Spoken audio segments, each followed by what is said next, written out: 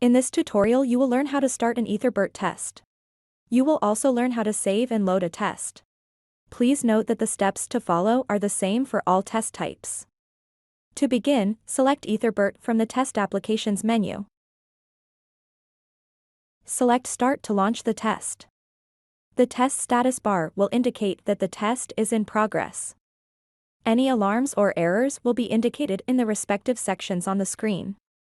You can inject an error via the Inject button to ensure that you are testing to something.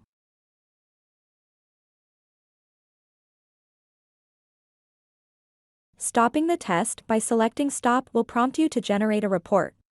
Please refer to our How to module on generating reports for details on this topic. To save a test, select the Save Load button.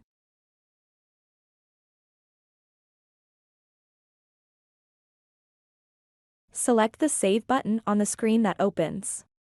Enter a name and optional config summary.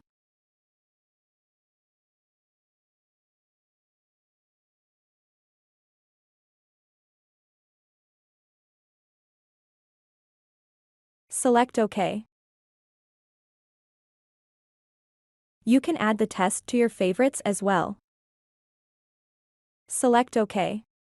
The test is now added to your list of saved tests.